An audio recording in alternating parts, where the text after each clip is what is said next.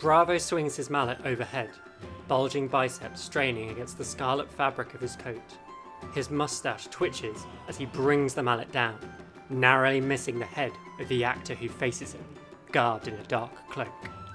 As the actor falls to his knees, faking a pained gasp, the crowd leaps to their feet. Cheers fill the tent, climbing to a crescendo as the audience calls his name. Bravo, Showstopper, star, leader, and heavy hitter. For him, the stage and the battlefield can be one and the same. The chance to put on a show, build up the audience, and strike with a grand finale that will be nothing more than the greatest show on Rathe. The performer sought out adventure as a young man, perhaps trying to prove that the deeds and acts he performed on the stage could be equalled on the road and in the real world. Perhaps he was inspired by the stories that he'd heard, shared to him by one of his elders. Or perhaps he wasn't willing to allow himself to be upstaged by anyone, including the ancient legends of his homeland of Aria. He desired to be nothing less than the legend himself, whose name would be forever spoken in the alehouses and shows of the Everfest Carnival. Bravo was raised to be part of the Fyendal Carnival troupe. The Fyendal are known for their specialisation in animal acts and displays of strength. The word Vald could be traced back to Old Norse and can mean authority, power, force, or violence. Not a bad description of Bravo himself. This could easily have been his path, but he found himself obsessed with the ancient legends of Aria.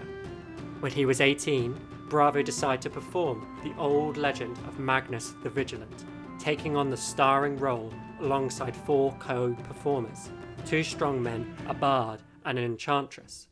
The performance was a huge success and led to the formation of the Legendarium troupe.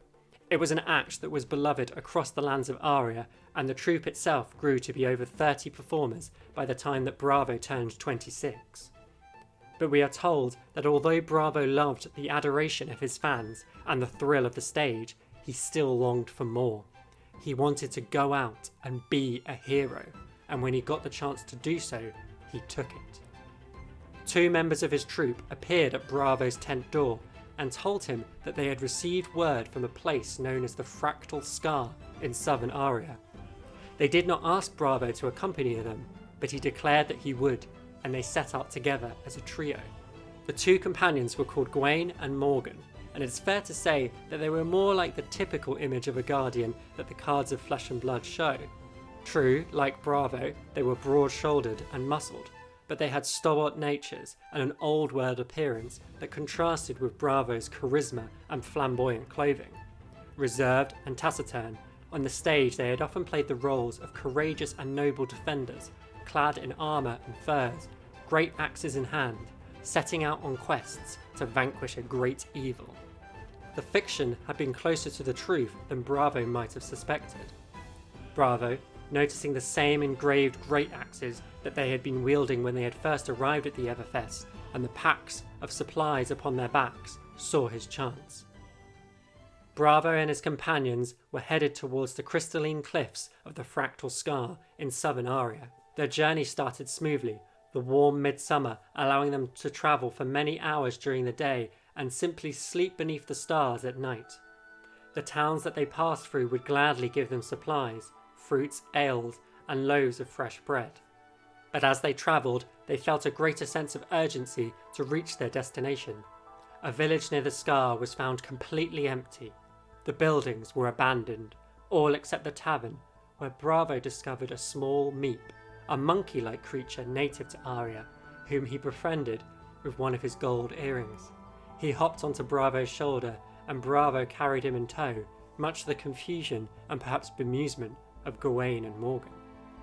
They continued on their journey with their new companion, but when they reached their destination, it was a shadow of its former self.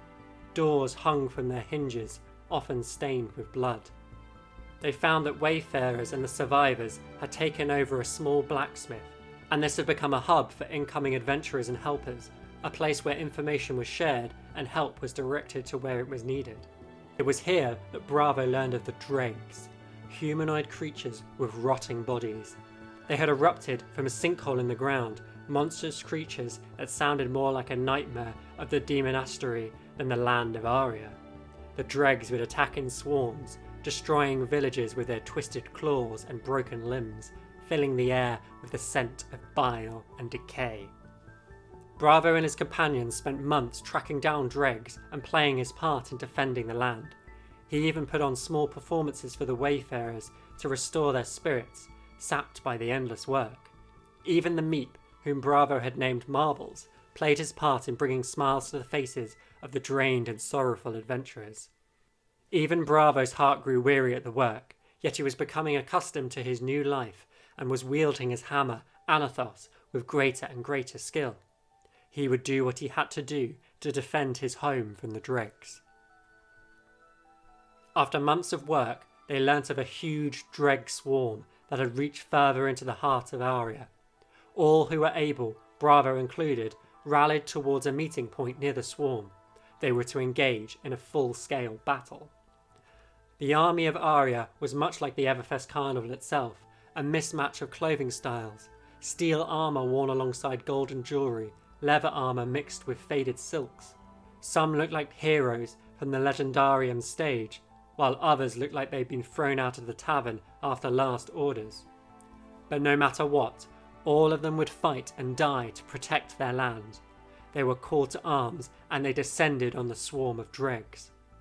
Battle with the foul creatures ensued, and Bravo found himself fighting off dregs on all sides, his hammer swinging left and right, crushing the skulls and limbs of the creatures.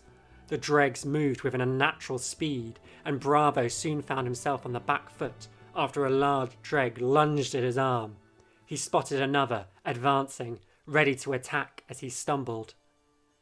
But suddenly, it was showtime. Bravo's world shifted sideways, and a bright, hazy glare erupted from his eyes, heat flowing through his veins.